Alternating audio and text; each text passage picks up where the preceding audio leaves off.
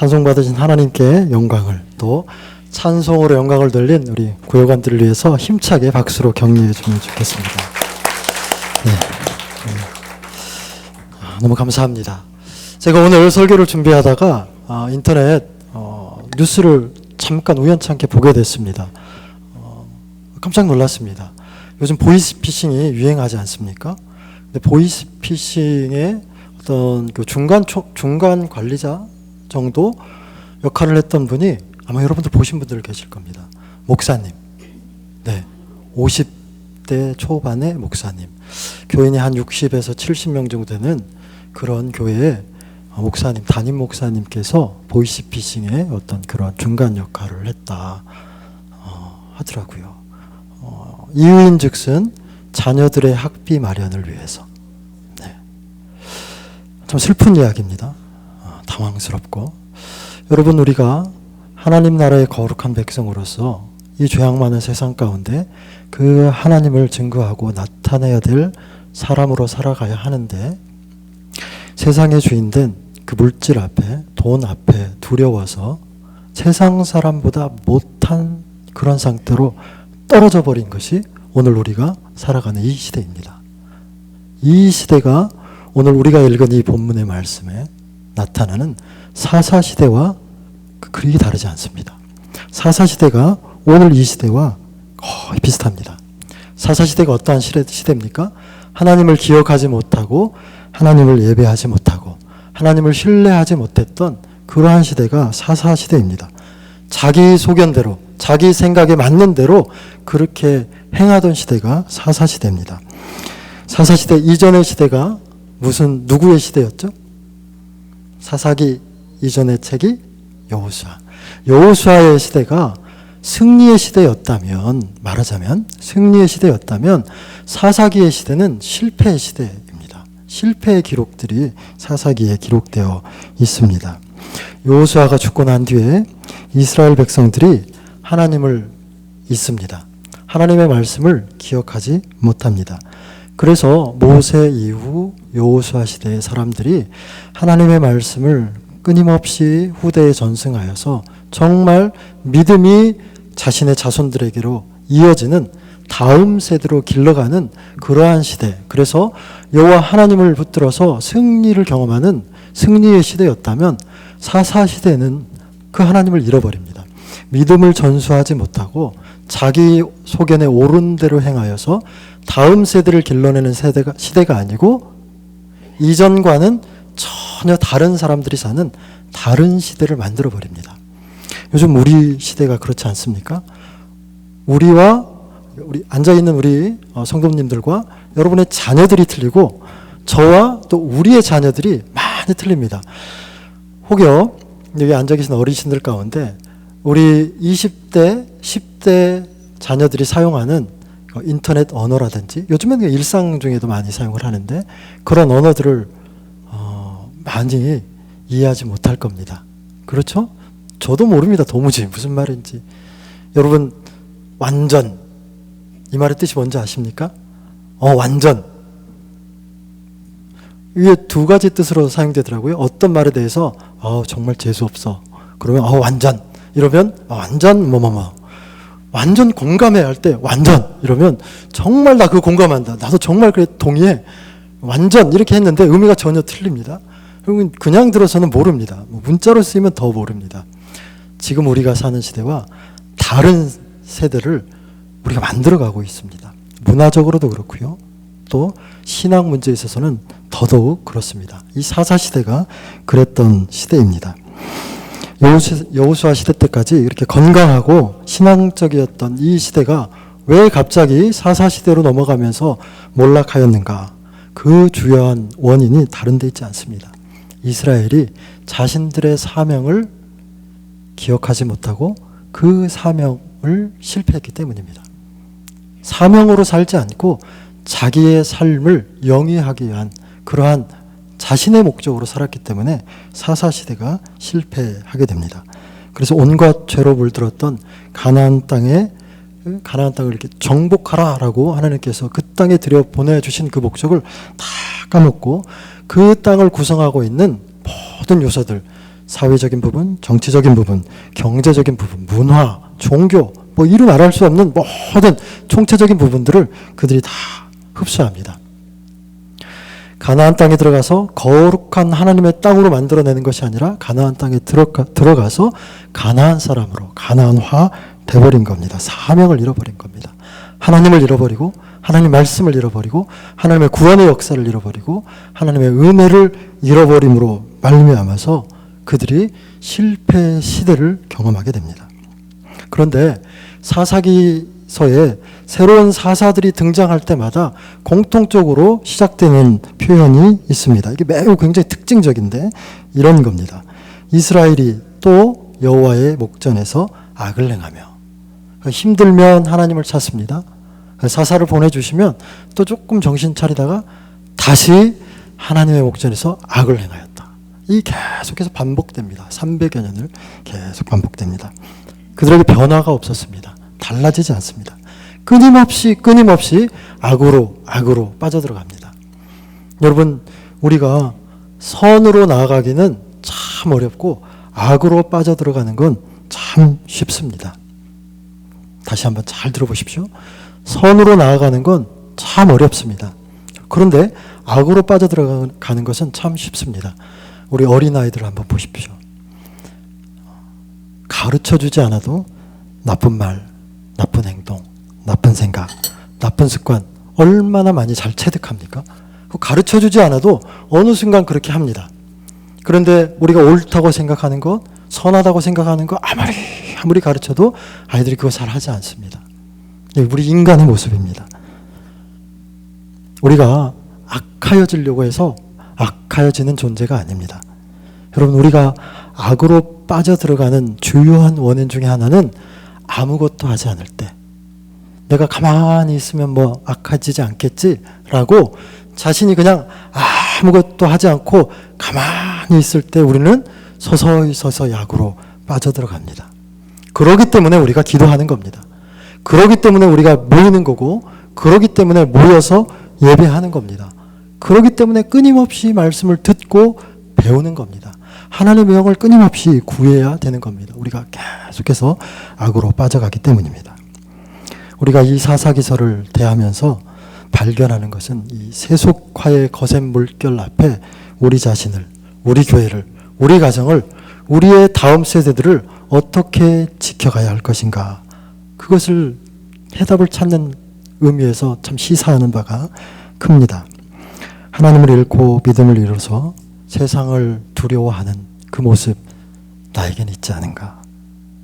믿음에 근거한 영적 싸움을 싸워야 될 우리가 그 싸움에서 매번 실패하고 그 실패의 반복 앞에 두려워서 세상 앞으로 나아가는 것을 힘들어하진 않는가. 우리의 자신감이 이렇게 바닥으로 뚝 떨어져서 그 세상의 힘 앞에 이렇게 굴복되어 있지는 않는가. 우리가 한번 살펴봤으면 좋겠습니다. 이스라엘 백성들이 그랬기 때문입니다. 이스라엘 백성이 끊임없이 몰아치는 가나안 사람들의 그 폭압 앞에 늘 두려워서 떨고 숨고 도망다니고 그랬습니다. 자신감을 완전히 잃어버렸습니다. 그런데 그렇게 고난을 당하고 어려움을 당하고 고통을 당할 때 하나님께서 이스라엘 백성들을 기억하십니다. 그래서 그들로 하여금 부르짖게 만듭니다. 부르짖게 만듭니다. 고통을 당할 때, 어려움을 당할 때 하나님을 찾게 만듭니다. 그리고 자신들의 백성이 하나님의 약속을 잊지 않도록 그 구원의 역사를 다시 한번 베풀어 주십니다. 이스라엘 백성들이 부르짖으면 하나님 들으시고 구원자를 보내줍니다. 그리고 그 구원자가 바로 사사들입니다.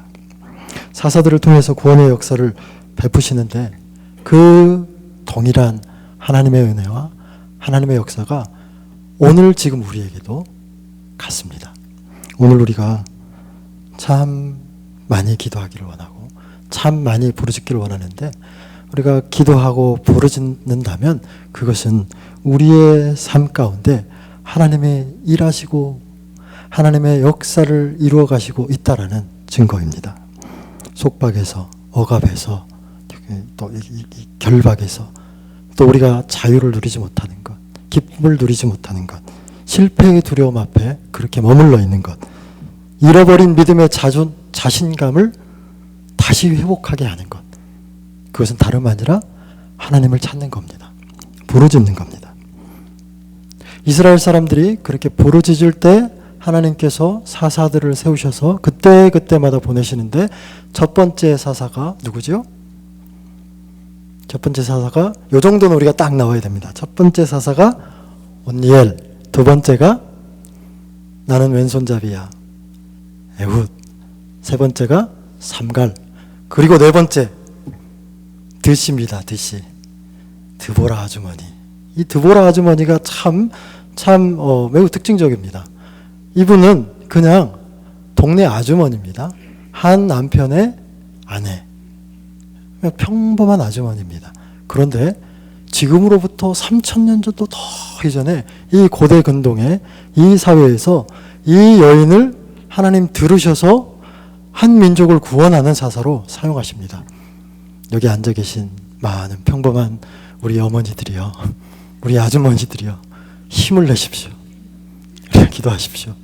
들어서 사용하십니다. 이 민족을, 이 나라를, 우리 교회를, 우리 가정을 살리는데 사용하십니다. 그리고 나서 보내신 사사가 누굽니까? 기드온입니다. 오늘 우리가 읽은 이 기드온입니다. 그런데 기드온도 마찬가지지만 사사들의 면면을 가만히 살펴보면 사실 사사들이 그리 보잘것이 없습니다.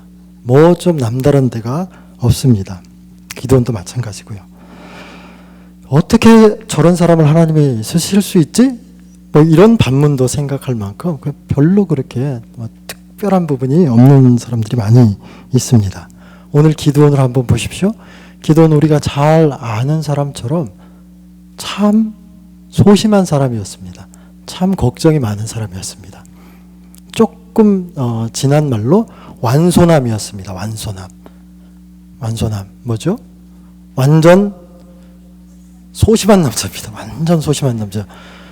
네. 완소남이었습니다. 이 완소남도 의심이 많았던 사람입니다. 그런데 이 완전 소심한 남자, 이 완소남을 하나님께서 부르셔서 그를 뭐라고 표현하시냐면 너 하나님의 큰 용사여, 이렇게 하나님 부르십니다. 여기 앉아 계신 우리 아버님들이요, 아저씨들이요, 기드온이 완전 소심한 남자에서 하나님의 큰 용사로 부르심을 받아 이스라엘을 구원하는 완전 소중한 남자로 사용하셨는데 우리 귀하신 우리 아버님들 완전 소중한 남자로 그렇게 하나님의 뜻에 사용되기를 바랍니다. 하나님께서 암담한 이 시대 현실 앞에서 시대를 바르게 분별하고 하나님에 대한 열정을 가지고 공동체를 새롭게 하고 공동체를 살리우는 사람을 찾으시는데 특별한 사람 찾지 않습니다. 뭐 남다른 사람 찾지 않습니다. 뭔가 조건을 다 갖춘 사람 사용하지 않습니다. 물론 사용하시지만 그런 분들에게 우리가 그런 분들만을 기대해서는 안 됩니다. 여러분, 하나님이 사용하시는 사람은 다름 아닌 우리가 너무나 잘 아는 것처럼 하나님을 온전히 신뢰하고 그분만을 사랑하고 그의 말씀 앞에 엎드리고 그의 말씀을 늘 사모하는 그 사람 사용하십니다. 하나님의 영을 부으셔서. 그래서 완전 소심하고 보잘것없고 자신감 없는 사람을 하나님 붙드셔서 믿음의 사람으로 만드셔서 민족을 구원하는 일에 하나님 마음껏 사용하십니다. 드보라와 같이, 기드온과 같이. 여러분, 기드온이 처음에 믿음이 없었습니다.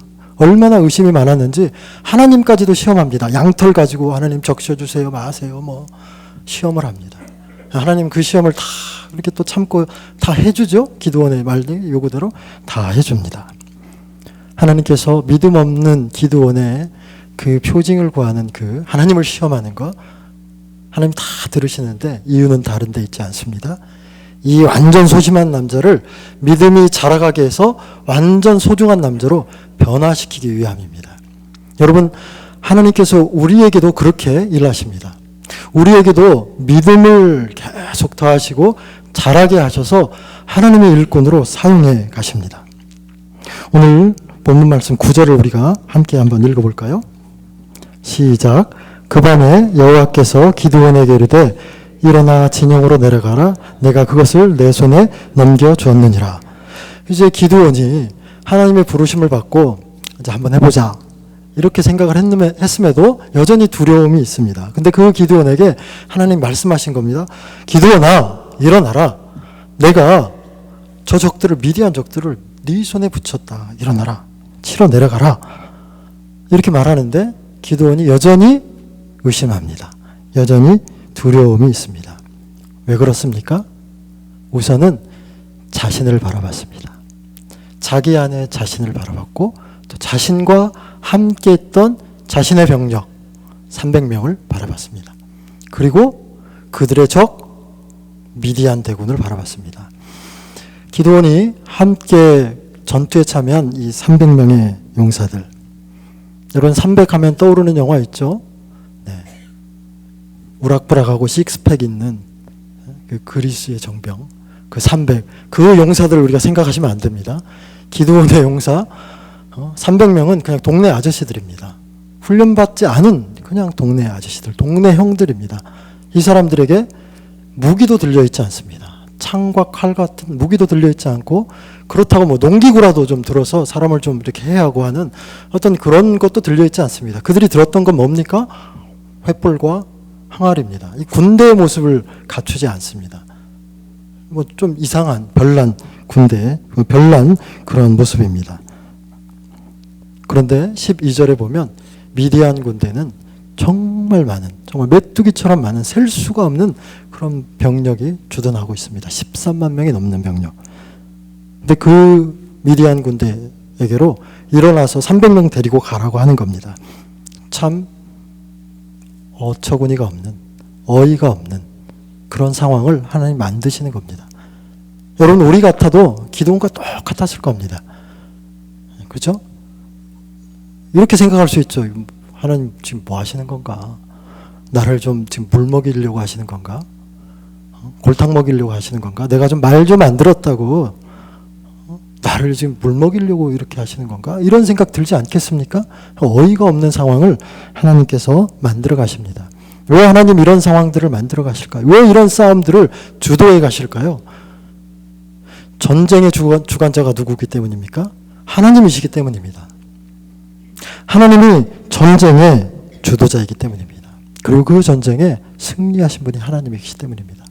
하나님께서 싸움을 하실 것이기 때문에 하나님께서 이런 말도 안 되는 그런 상황으로 몰고 가고 있는 겁니다. 여러분, 오늘 우리가 읽지 않았지만 7장 3절에 한번 같이 읽어볼까요? 7장 3절, 7장 2절이죠. 7장 2절 하반절에 이렇게 기록됩니다. 7장 2절, 이스라엘이, 여기서부터 시작.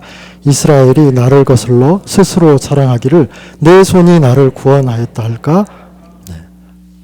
그러니까 수적으로 많이 있으면 스스로가 자기를 구원했다라고 그렇게 스스로를 자랑할까 봐서 줄여서 300명만 남게 하십니다.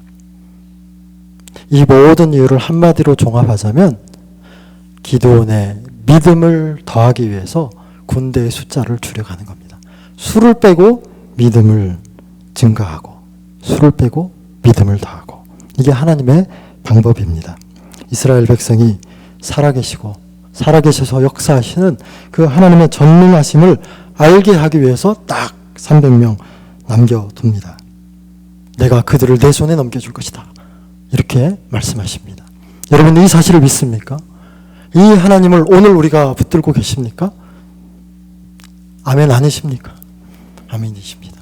이 하나님 우리가 오늘도 붙들어야 됩니다. 그럼 우리가 우리 자신을 보지 않게 됩니다. 나를 보지 않습니다. 나를 에워싸고 있는 환경을 보지 않습니다. 여러분, 우리가 지난 세월 동안 실패도 많이 겪었고 아프기도 참 많이 했었을 것입니다. 그러나 그것들 가지고 의기소침하지 마십시오. 그것들을 기억하여서 두려워서 자꾸만 뒤로 물러가지 마십시오. 하나님 우리와 함께 하시나? 여전히 우리를 돌보고 계시나? 의심하지 마십시오. 그러나 의무는 가지십시오. 하나님 나와 함께 하시는데, 우리와 함께 하시는데 하나님 나를, 가정을, 교회를 새롭게 하시고 변화시키시고 하나님의 영광을 온 땅에 드러낼 그때가 언제입니까? 나를 어떻게 사용하시겠습니까? 이런 의문은 가지십시오. 그러나 의심은 하지 마십시오.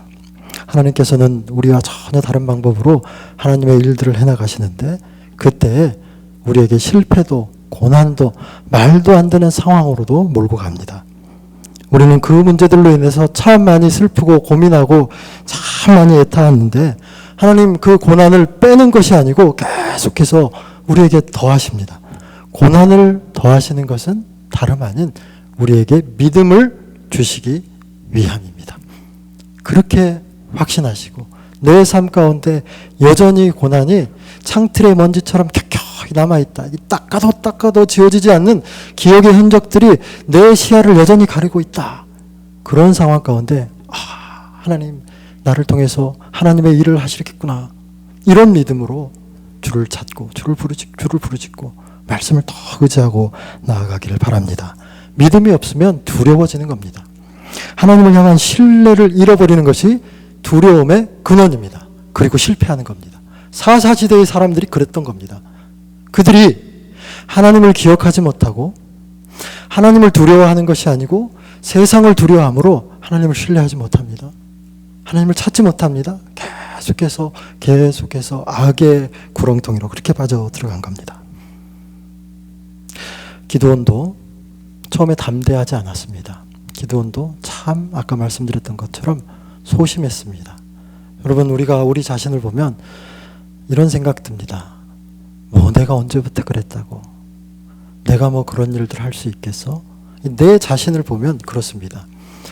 저도 본래 성격이 사람들 앞에 나서는 것을 굉장히 꺼려하는 성격입니다. 늘 이렇게 혼자 있는 거 좋아하는 그 기본적인 성향이고 그런 가운데 하나님 부르셔서 이제 목사로서 사역을 시작하는데 한 번은 설교를 마치고 이제 다 예배가 끝나고 이제 문 앞에서 내려오는 성도들을 맞이하는데 수없이 많은 사람들이 막 몰려 내려오니까 제가 뭘 어떻게 해야 될지 모르겠더라고요. 일종의 공황 상태에 빠지는 겁니다. 공황장애. 막 두근두근하고 앞이 안 보이고. 그런데 그런 심리 상태를 지금도 겪습니다. 사실은. 아까 우리 구역원들 나와서 찬송을 하실 때 제가 저쪽에 가서 가만히 고개를 숙이고 눈을 감고 이렇게 있었는데 왜냐하면 심장이 벌렁거렸기 때문입니다. 지금도 참 많은 설교를 하고 사람들 앞에 섰는데 지금도 이렇게 누군가 사람들이 나를 주목하면 이렇게 심장이 두근두근거립니다. 처음부터 용기 있는 사람 없습니다. 그죠? 누구나 사람들을 다 두려워합니다. 나는 태어날 때부터 진짜 용기 100배 했어. 난 처음부터 너무 담대했어. 이런 사람 없습니다. 사실 다 힘들고 어려운 일을 만나면 누구나 비겁해지고 겁쟁이가 되고 뒤로 숨습니다. 아프면 울게 되는 것이 우리입니다. 상처가 나면 아프다고 징징거리는 게 우리입니다. 스트레스를 받으면 이 짜증을 내는 게 우리들입니다. 여러분 무서운 것이 다가오면 겁을 먹고 도망치는 게 우리입니다. 이 인간의 모습입니다. 그런데 중요한 건 그게 중요한 게 아닙니다. 그거 자체가 문제가 아닙니다. 문제는 나는 늘 두려워한다. 나는 매일 실패한다. 나는 지금껏 그래왔다. 라고 스스로를 자꾸만 패배주의 안으로 가두는 이것이 문제입니다. 여러분 실패할 수 있지만 패배주의는 문제입니다. 그렇죠? 내가 언제부터 그랬다고. 그것은 내 안에 나를 바라보는 겁니다. 내 안의 역사는 하나님을 바라보는 것이 아닙니다. 그러면 하나님 신뢰하지 않는 겁니다. 그들에게 끊임없이 두려움이 계속해서 양산되고 계속해서 변화가 이루어지지 않는 겁니다. 여러분 우리가 패배주의에 사로잡히면 뭔가 새로운 걸 시도하려고 하지 않습니다. 변화를 꿈꾸지도 않습니다. 노력도 하지 않습니다. 이게 문제입니다. 사람이 실패도 겪을 수 있고 좌절도 겪을 수 있습니다. 우리가 다 그렇게 살아왔습니다. 저도 그렇고요. 우리가 언제나 어디서나 누구에게나 실수하고 실패하고 또 어려움을 겪게 마련입니다. 과거의 불행이, 과거의 어려움이 없는 사람 어디 있습니까? 다 있습니다. 그런데 그 과거 속에 실패 속에 집요하게 붙잡혀서 그것으로부터 옴짝달싹 못하고 오늘을 살아가는 그 삶 자체가 문제인 겁니다.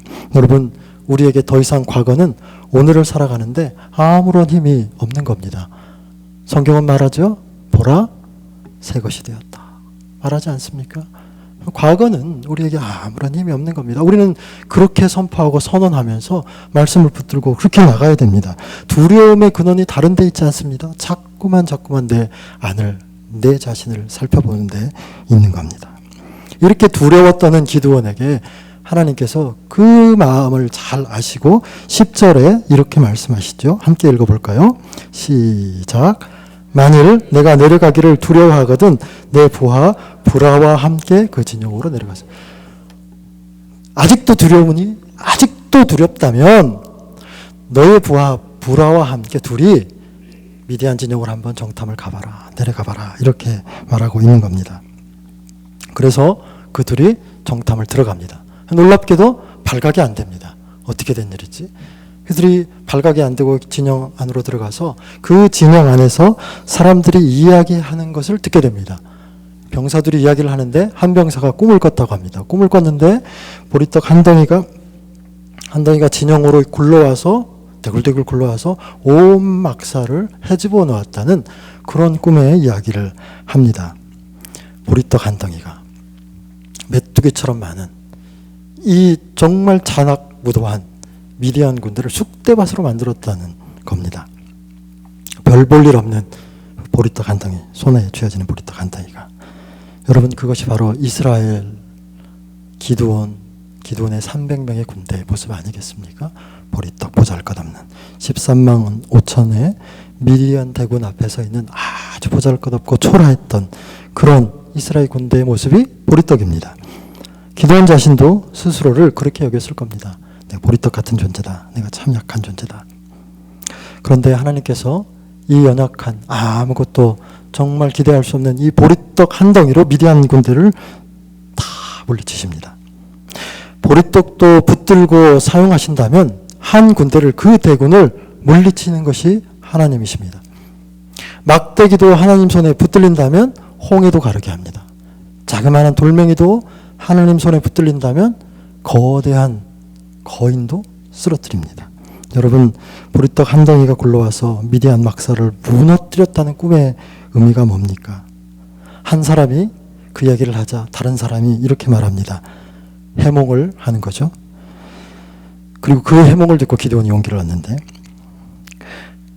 그 기드온이다. 기드온이 우리를 와서 그렇게 할 것이다. 이렇게 한 사람이 그렇게 이야기를 합니다.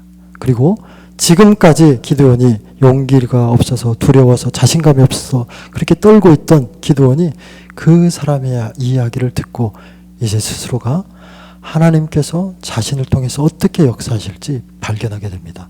내가 어떤 사람인지, 내가 무엇을 해야 되는지, 내가 그 일들을 어떻게 감당해야 되는지 깨닫게 되는 겁니다.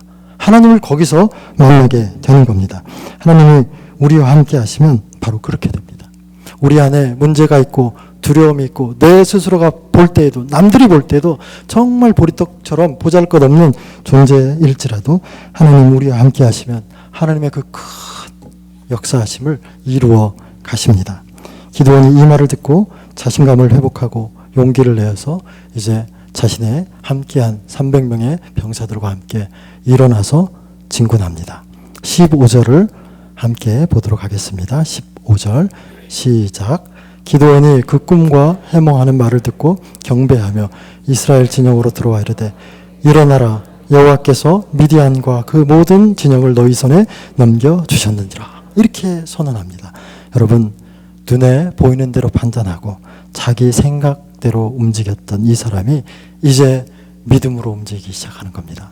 하나님 말씀대로 움직이기 시작하는 겁니다.